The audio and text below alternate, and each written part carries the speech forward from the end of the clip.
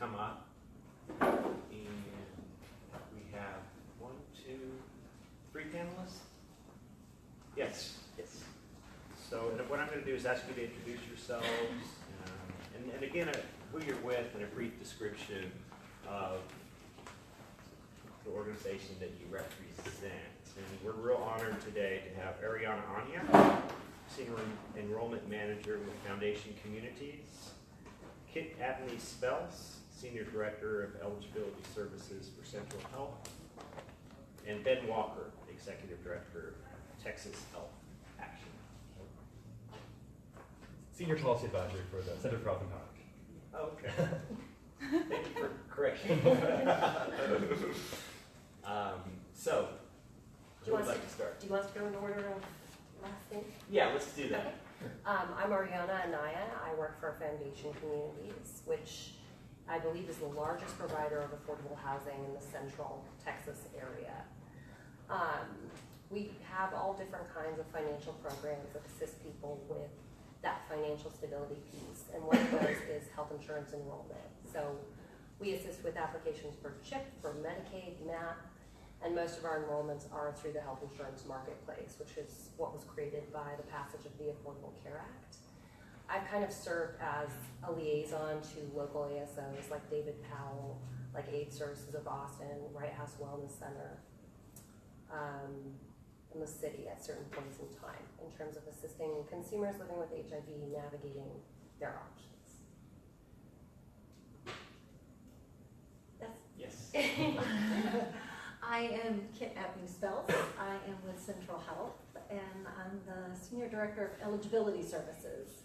And so we talked about in the vignettes the Medical Access Program, which is the medical program. It is a insurance-like program for low-income individuals. So that's an individual making about $12,000 annually would qualify for our program. And we provide both medical, hospital, access to specialty care services. And we are relegated to Travis County. This is a Travis County entity. And we are very happy and proud that we also are a supporter of Foundation Communities and all the great work that they do with assisting individuals with enrolling in health insurance. I'm Ben Walker. I'm the Senior Policy Advisor for the Center for Health Empowerment. I started my ASO journey at AIDS Services of Austin. Then I got to be part of starting the Austin Prep Access Project, which is now known as the Kind Clinic. Now working with the Center for Health Empowerment. The center is it's a wellness center that focuses on biomedical interventions focused on populations experiencing the most disparities in healthcare access. So we do post-exposure prophylaxis for HIV, pre-exposure prophylaxis for HIV, HCV or hepatitis C treatment, and we're actually starting rolling out hormone replacement therapy as well. So focused on bringing biomedical interventions or cutting-edge treatments to populations that historically have had less access to them. Thank you very much. So we are have had some questions that have been submitted to us from our audience and have also been sent via email over the past few days and text message. So I think I have a list of some of these questions. We certainly welcome questions from the audience, but why don't we get started? And then all of you can feel free to chime in on answering any of these questions. Why don't we get started on maybe a higher 30,000-foot elevation, and we can go further down to the details. First of all, what is the difference between Obamacare and the Affordable Care Act? Shall I? Yes. I would say that Obamacare is kind of the colloquial name for what is the Affordable Care Act. It's essentially the health insurance that people get subsidies for off of the marketplace exchange. So we use the term Obamacare with my organization because people recognize it. But it's funny how many times consumers will say, you should say Affordable Care Act, not Obamacare.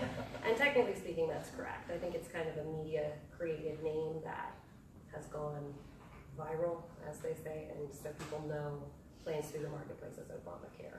I think a very contemporary continued misunderstanding is that Obamacare is something separate from regular private health insurance. People seem to think that maybe it's just something state or federally created as opposed to actual private health insurance that has a subsidy coming towards it, typically from a federal source.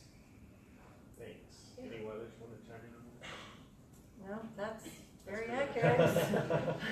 And that it is still the law today. Still and the that it law has today. not been changed, and so. However, there is some activity up in Washington, D.C. There is activity. And there's another act that has been passed by at least one part of government, the House of Representatives, called the American Health Care Act. Oh, are we transitioning to a? Yes, and also beginning to be known as Trump Care. What does that mean for me? I would say at the moment it doesn't mean very much. And the reason is that there was an executive order put out very immediately when Trump was sworn into office that essentially, honestly, upheld most of the tenets of the original law. As far as we understand at this time, for 2018, the marketplace will still exist. In terms of Central Texas, the 3 companies we have here are still committed to being in the marketplace. That could change. I'm not, able to predict the future to the extent that I would like. But as far as we understand, in terms of 2018, this should still be here. We keep hearing that states are virtually wiped out of Obamacare. There's huge sections of the population that doesn't even qualify for that. What is the story in Texas? How true is that to begin with, and what is the story in Texas and Austin? So the way Obamacare was created, the ACA, was, I always think of it as kind of building blocks. And the first level of that building block was to take care of the lowest income individuals through Medicaid. And so lots of you have probably heard about Medicaid expansion. And the fact that Texas, when it went to the Supreme Court and the decision was made that the federal government couldn't force states to expand Medicaid, our population, 100% and below, were left without healthcare access. Unless you lived in a county like Travis County, like Bexar County or Harris Health, and they had a healthcare district that could provide medical access and medical type insurance for its residents. So that's, again, what the medical access program serves here in Travis County. So anyone at that lowest income level does have access. But if you are in Williamson County or Hayes County, there's very few options for you.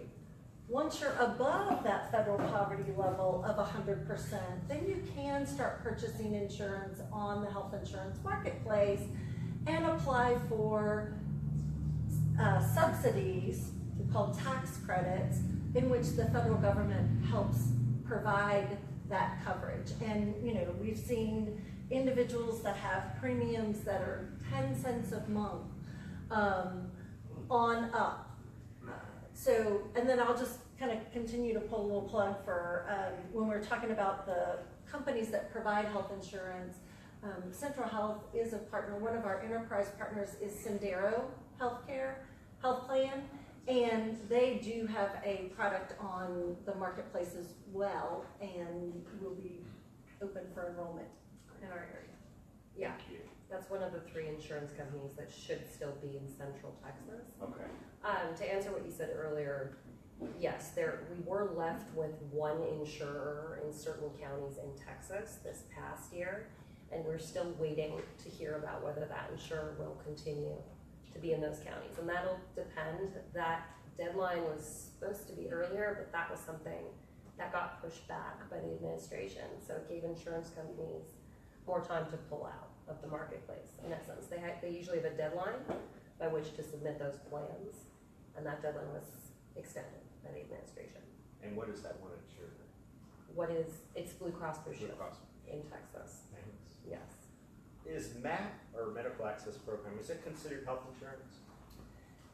It is not health insurance. It's not regulated by the Texas Department of Insurance, but we do provide access to primary care, pharmacy, specialty care, and hospitalization. So that's why we say it's kind of health insurance-like, because you do get comprehensive access to medical care. How does MAP compare to the Affordable Care Act? Well, as I mentioned, it's not actually health insurance, but some of the difference is, in a health insurance, we've talked about there are monthly premiums. The medical access program, MAP, does not have a monthly premium that individuals have to pay for. Or deductibles, co-insurance that are also expenses that you'll find with health insurance. That is something that our clients don't have with MAP. We do have a small copay that clients pay for medications or primary care hospitalizations. But I would say, in the sense that like health insurance, you have a network of doctors. So regardless of who your health plan is, you look at who accepts that. MAP works very similar to that. We have contracted clinic systems that serve our patients, hospital systems, specialists. So they're very, very similar, but we are not insurance. I think too, as you said earlier, if you step outside of Travis County, Yes. your coverage, your access to health services, MAP is only in Travis County, whereas if you have an insurance plan, you can take that with you other places. Very good point. I would say too, and I have to talk consumers from switching from one to the other very often, because MAP, of course, is a prayer of last resort. So if you're eligible for anything other than it, generally the expectation is you would need to go there, or at least be found ineligible there. So we see people who've been on MAP for a long time, and the ACA is relatively new comparatively, and having to get them off MAP, oh my God, people are so loyal to MAP, they love it. But again, one of the points is what Ben said, that of course there's a larger network outside of Travis County. There's more kind of a guarantee in an emergency, because MAP is contracted with one specific emergency room. But in theory, of course, it doesn't have what's called an out-of-pocket max, right? MAP will cover just about everything. But if there were certain specialty services a consumer needed, there might be limits on their ability to access it. Whereas plans through the Affordable Care Act have to meet certain essential health benefits by law. So there's certain regulated coverage that they can't exclude. A couple more higher level questions, and we'll get into more specific personal related questions. What is Ryan White funding? That's it. Sure. Yeah. Ryan White funding, there's as far as ABC. It's federal funding that is it's in particular for HIV services. Care to elaborate on that? Let's see. So we talked about David Powell Clinic earlier. So David Powell Clinic is funded through Ryan White. Our case management that you can get at 8 Services of Austin is funded through Ryan White. The Jack Sensing Dental Clinic that we have here in Austin, dental services funded through Ryan White. So if we didn't have Ryan White, the major parts of the care continuum for people living with HIV here in Travis County and in the whole country wouldn't exist. Other things with health insurance, Ryan White pays for health insurance premiums. Ryan White pays for co-pays for people that need to use their health insurance but don't have, say, $1,000 to be able to go through their deductible and get access to their medications. So Ryan White is just a kind of foundation towards getting people the care they need. Thanks. And that funding, isn't that what funds ASA's health insurance assistance It program? is indeed. Yeah, so Foundation Communities partners with ASA, and consumers who are eligible can enroll in the marketplace plan and actually see those co-pays, those premiums covered entirely by Ryan White funding. What? And that, go ahead. You go ahead, and I'll ask my question. And that can be super helpful, because sometimes these are consumers who have they've had their medications paid for the state forever, and trying to get them to now start paying for health insurance, why would they do that? They can just get those medications covered for free by the state. So that can be greatly incentivizing to those consumers to be enrolled in that health insurance premium assistance program. What's the status of Ryan White in today's environment in terms of its funding, its continued? That's a good question. And it's always a source of some fear and anxiety that Ryan White is going to be changed or Ryan White is going to go away. As of right now, we don't have any reason to, any concrete reason to think that things are are going to change, but of course we always want to plan for unexpected things. So just like Arianna and Kip said earlier about the American Health Care Act, like right now, we should only be afraid of things that actually exist. You can plan for the future and make the best plans that we can, but being afraid of something that doesn't exist yet or hasn't gone away yet doesn't really do us any good. Is Ryan White, is that something that's reauthorized every year, or is it every several years, or every two? How does that work? Every 2 years. Okay, great. Good to know. I don't recall seeing it on any chopping blocks, and we really have been perusing those hardcore. So my understanding as of now, I mean, that's not to say it won't happen, but as of this point, it seems secure. For our area, there's going to be $59 million of cuts proposed on the new budget for 2018, but Right. that's the, even those cuts don't necessarily affect the parts of funding that our agencies in Austin get. So far. And No level bad funding news. for this year. So yeah, no, nothing changed. Yeah. And then one more question at the high level. Just you mentioned copay and co-insurance. What's the difference between co-insurance and copay? I would say a copay, generally speaking, unless otherwise specified, is something you pay prior to meeting your deductible. Typically in co-insurances, once you've met your deductible, you'll pay a percentage of the cost of whatever the service is, depending on your insurance contract. And the insurance company pays the remainder. So generally the difference is copay is pre-deductible, co-insurance is post-deductible, unless otherwise specified. So it's late Friday evening, and I suddenly get a cough. I can't see my doctor at David Powell until Tuesday at the earliest because it's a holiday weekend. The cough isn't so bad that I need to go to the hospital, but I still feel really crummy. So what do I do? Are you insured? I don't know. You don't know if you're insured? I'm kind of not real good about knowing my coverage. Okay. Well, if you have math, we do have access to urgent care facilities that an individual could access and without having to go to the emergency room. You said it was Friday evening? Late Friday. Late Friday, okay. So, and again, urgent care, depending on the hours, if it's 11 o'clock on Friday, that's not a good option, usually with urgent care. If you are insured and it's a cough and you don't know what facilities are in network, it would perhaps, and always left to the discretion of the individual, but for a cough, I might wait until I had a way of knowing for sure where I can go and what I can do. I wouldn't guesstimate on that for a cough. Okay. Life-threatening emergency, yeah, go to the ER. But for like a cough or a tickle, I would figure out a way to know that for sure first. Okay. You're still breathing. I'm still breathing. So, I mean, the It's not- severity it's of not the ER. cough, if you would demonstrate the cough. You can diagnose it. Well, and a lot of health insurance plans, or there's a lot of clinic systems have nurse call lines, and that's a great resource to call in, and they will walk through Advice symptoms with nurse. you, yes, and give you, and then they'll give good guidance on kind of where to go. And even if you don't know insurance status, if you call, like I know in the Seton, if you actually call Seton's emergency room line, it's going to divert you to kind of a nurse triage, and they will do some of that kind of talking to you over the phone.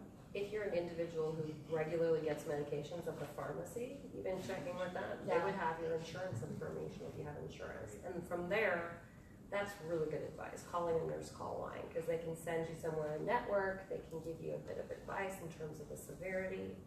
They are the medical professionals, we are not. What if you didn't have insurance or not? I would say probably wait until a clinic, and one of the federally qualified health clinics is open, and go. I would probably go to one of the two walk-in community care clinics. There's one north and there's one south, but their hours are specific. They can treat a lot of minor things, whether or not you have insurance.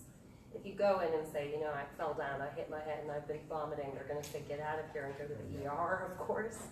But for primary, that could be a good option, and they'll charge you on a sliding fee scale based on your income. Other sliding scale resources we have here in Austin, People's Community Clinic is a great resource. Lone Star Circle of Care Yes. is a great resource. So El Buen Samaritano, Samaritano is a your great health resource, clinic is absolutely. wonderful. And I have a whole resource card actually that lists all of these out, if you guys would like that, so I will give you that out. I've just been diagnosed, and I don't want to use my health insurance because I don't want my parents and my employer to know I'm HIV positive. What do I do? So it really depends, and this is actually something that I've navigated with Liliana Martinez at David Powell Clinic, where the question becomes what that individual status is relative to their parents, like to what extent that insurance company is reporting to the parents, because there are some protections in place depending on the age of that dependent. If not, I know David Powell has workarounds for this specific situation where there is funding that can, in theory, it's not ideal, but that can be diverted to assist with that. So an individual could not use their health insurance if it were absolutely necessary. But obviously, ideally, figuring out a way to make that a safe use that parents wouldn't know. So I had health insurance at my job, but I just got laid off. Now I have no health insurance. What can I do? Qualify for a special enrollment period through the marketplace. So outside of open enrollment, and this is a big thing for people to be aware of, next year open enrollment is going to be truncated. It's just going to be from November until December 15th instead of the 3 months we had last year. Please tell everyone in the community this. It will be much shorter. We've got to get that done as quickly as possible. But outside of open enrollment, there are what's called qualifying life events that will allow someone to enroll in the marketplace. Loss of coverage, and I want to be clear, involuntary loss of coverage is one such event. So you have 60 days from that event to find yourself at a local assisting organization, Foundation Communities if you're in Austin, and we will assist you with picking a plan. Well, I'm sorry, involuntary, that doesn't, like, By does that mean case, fired versus quit? that doesn't matter. Okay. Loss of job resulting in loss of coverage, it doesn't matter why, it doesn't matter if you threw your boss somewhere, Okay. if one could throw their boss. That doesn't matter. If you lose your job, if you quit your job, if you're fired from your job, that's a loss of coverage that's considered involuntary. Now, if I just stop paying for my plan, or I call and cancel it, that is typically a voluntary loss of coverage. And there are other events, and I also have those on the flyer, and I'll be posting after. You just mentioned the marketplace. I want to make sure everyone understands what the Yes. difference between marketplace health insurance and just regular health insurance. So regular health insurance, of course, you can purchase at any time directly from health insurance companies. The marketplace is of most value to people who have less income and need that assistance, because you're only eligible for those subsidies if you go through the marketplace. But that qualifying life event applies to health insurance companies as well.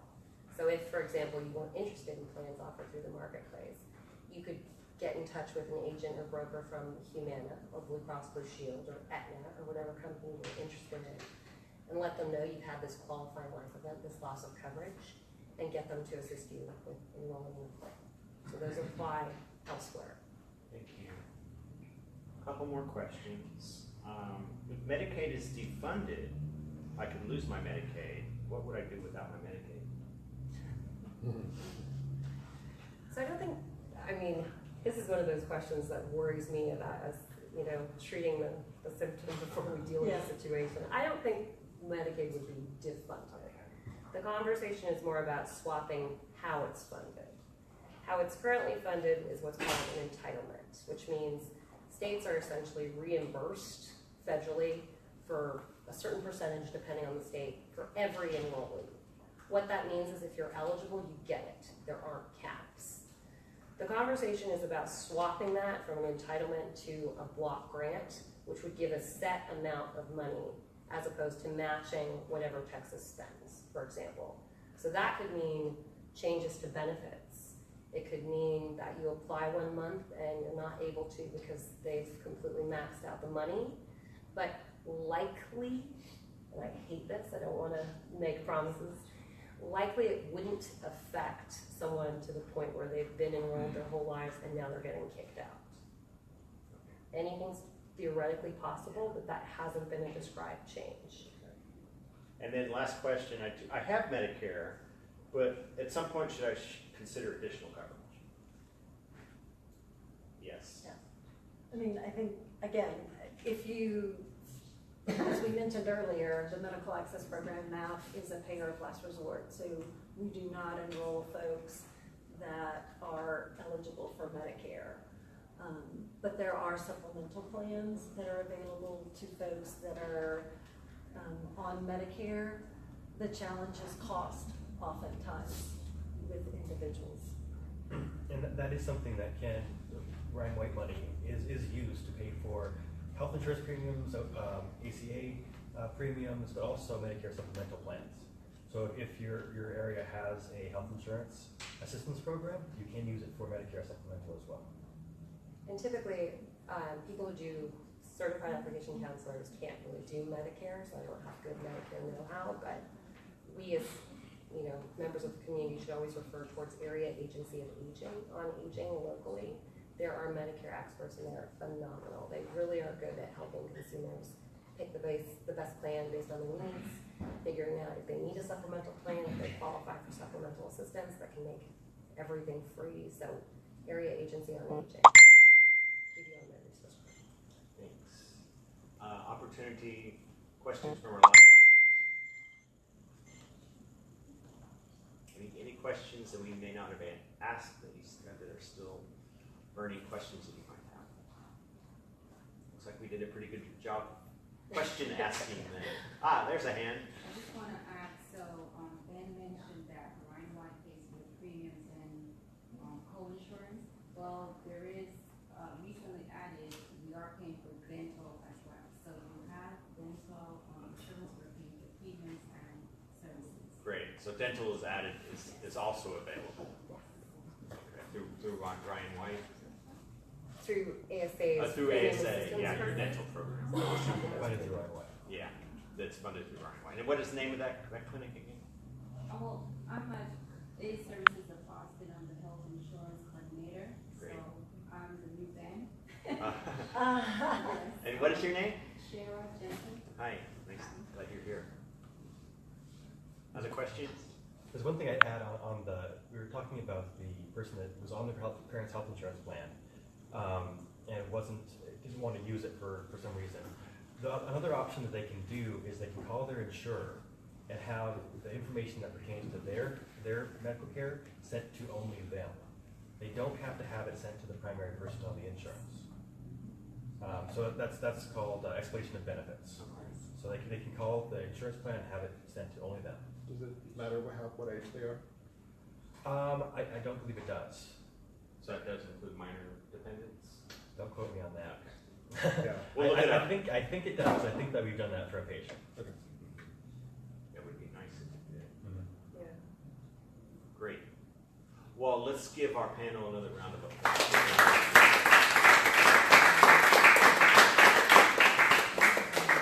And thank you so much. And I'd like to turn over the rest of our session to Mr. Dale.